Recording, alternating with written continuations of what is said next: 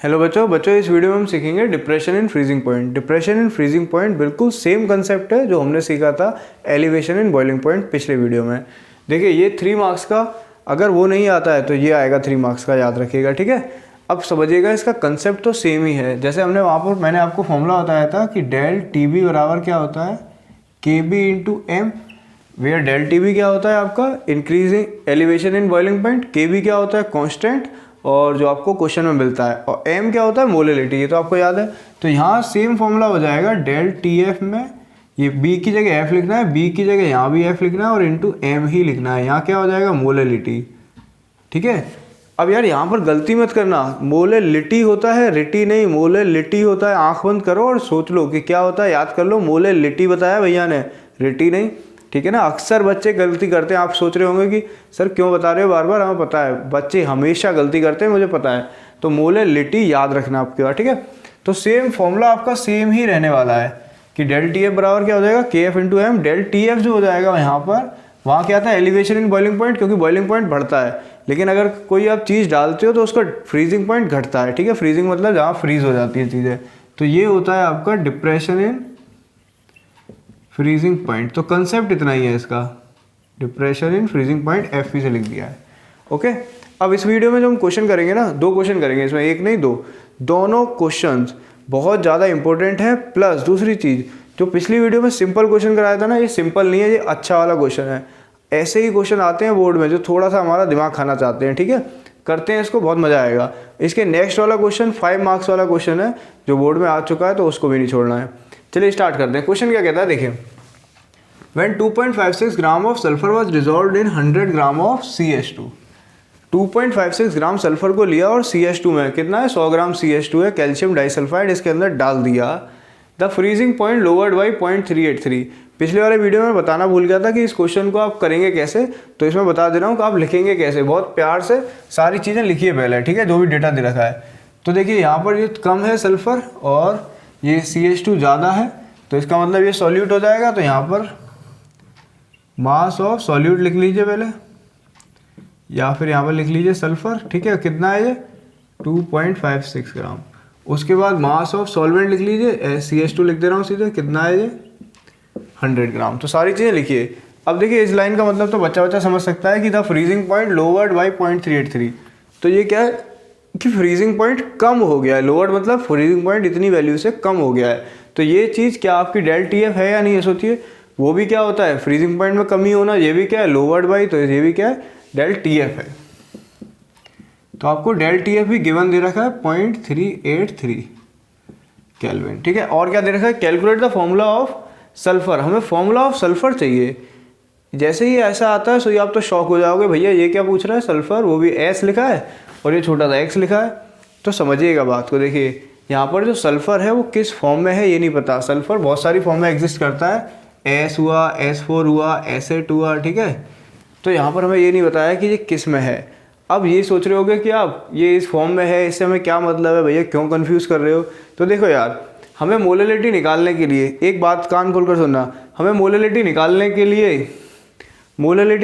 लिए फॉर्मूला क्या यूज़ करना होता है। देखो जरा, मोलिलिटी निकालने के लिए कंसेप्चुअल है इसलिए समझना है। मोलिलिटी निकालने के लिए फॉर्मूला क्या यूज़ करना होता है, मोल्स ऑफ सल्फर, हाँ या ना, डिवाइडेड बाई क्या होता है यहाँ पर, और ये हो जाएगा आपका मास ऑफ सॉल्वेंट। क्या होता है मास ऑफ सॉल्वेंट में क्या है CH2, ठीक है।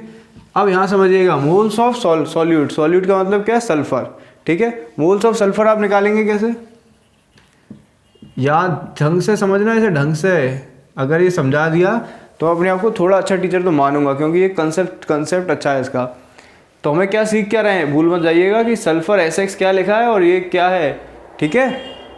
ये बता रहा हूँ कि इन सब का मतलब क्या है। तो मोल्स ऑफ सल्फर निकालने के लिए आप फॉर्मूला क्या यूज़ करोगे बताओ, यही तो यूज़ करोगे, mass of sulphur given mass of sulphur जो क्वेश्चन में दे रखा होता है, divided by molecular mass of sulphur. ये क्या है मॉलिक्यूलर मास ऑफ सल्फर, ठीक है। थोड़ा जल्दी में लिख देता हूँ मैं, क्या है मॉलिक्यूलर मास ऑफ सल्फर। तो यहाँ पर गिवन मास तो आपको पता है कितना है, गिवन मास कितना है आपका, गिवन मास कितना है आपका भाई, गिवन मास कहाँ है आपका, गिवन मास कहाँ है आपका, ये रहा। भूल मत जाना यार, ठीक है। आपको याद दिलाने के लिए दे रहा हूँ कि गिवन मास इसी को कहते हैं जो क्वेश्चन में दे रखा होता है, तो यहाँ कितना हो जाएगा आपका 2.56 हो जाएगा। लेकिन मॉलिक्यूलर मास आप सल्फर का क्या यूज़ करोगे, 32 नहीं यूज़ करना है। 32 क्यों नहीं यूज़ करना है, क्योंकि हमें ये पता ही नहीं है कि S में है, S4 में, S8 में। अगर ये S में होगा तो 32 यूज़ करेंगे, वो तो एटॉमिक मास है, सिर्फ S का मास है 32। अगर ये S4 में होगा तो 4 गुना बढ़ जाएगा ना, 32 × 4। अगर वो S8 में हुआ तो कितना हो जाएगा, 8 गुना बढ़ जाएगा ना। समझ में आई बात है या नहीं? ठीक है, तो इसीलिए ही हमें क्या निकालना है, वो x। ये x हमारा यही होगा कि 1 है, 2 है, 8 है।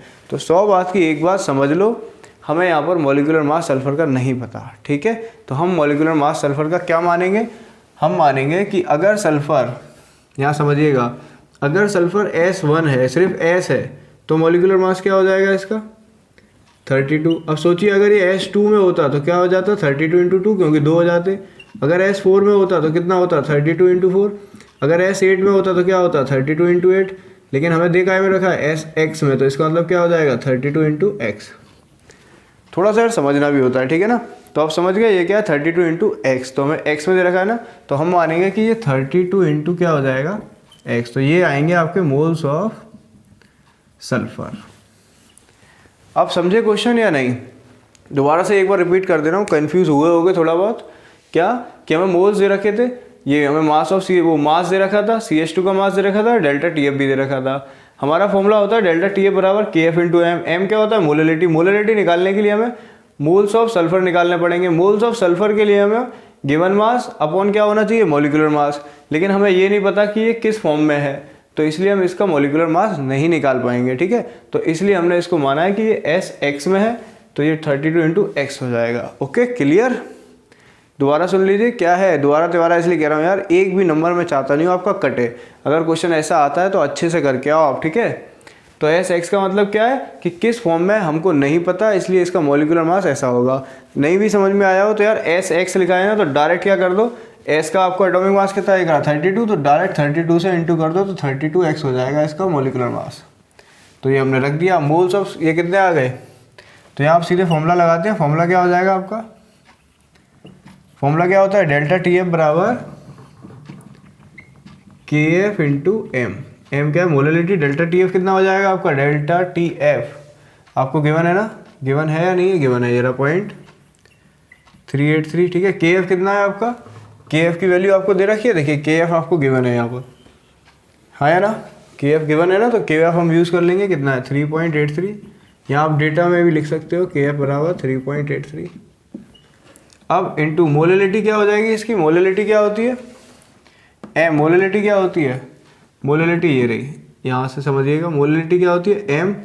M क्या होता है, नंबर ऑफ मोल्स। आपने निकाले हैं, बिल्कुल निकाले हैं, ये रहे 2.56 अपॉन 32x, हाँ है ना, डिवाइडेड बाई क्या होगा, मास ऑफ CH2। तो मास ऑफ CH2 कितना है आपका, 100, डिवाइडेड बाई क्या हो जाएगा, 1000। होगा नहीं होगा, थोड़ी आज कैलकुलेशन ज़्यादा कंजेस्टेड हो गई, समझ गए ना। 100 अपॉन क्या हो जाएगा, 1000, क्योंकि 100 ग्राम ही तो है, सॉल्वेंट यही तो है अपना। ये 1000 कहाँ जाएगा, सबसे ऊपर, तो स्मॉल m की वैल्यू कितनी आ जाएगी आपकी, ये आएगी 2.56 × 1000। ठीक है, और डिवाइड में क्या आएगा, 32x × 100। समझ गए? अब देखिए यहाँ से कैलकुलेशन सिंपल है, इसको इससे काट देंगे, यहाँ 1 बचेगा, एक जैसे ही तो है, बस इसका पॉइंट इधर है, तो ये 10 आ जाएगा। 2 0 से ये 2 0 जाएंगे। ठीक है, इसके बाद कितना बचेगा यहाँ पर, इसका इससे इंटू कर देंगे, तो 2.56 इंटू या 10 लिख दीजिए, ये कितना है 32x। अब यहाँ से x अगर इधर ले जाओगे और 100 का इंटू कर दोगे तो 256 अपॉन कितना आया 32। इसको आप काट दो 16 से, तो 16 जा, 16 2 जा, 2 से काट दो, कितना आया 8। तो सल्फर जो है वो S8 फॉर्म में कर रहा है, क्योंकि x के लिए क्या है 8। आई होप आपको ये क्वेश्चन समझ आया हो, नहीं आया हो तो यार एक एक बात को सुनना मेरी, दोबारा से रिपीट करके, क्योंकि इंपॉर्टेंट क्वेश्चन है। अगला जो क्वेश्चन कर रहे हैं वो इससे भी ज़्यादा इंपॉर्टेंट है, उसको जरूर समझिए, ठीक है।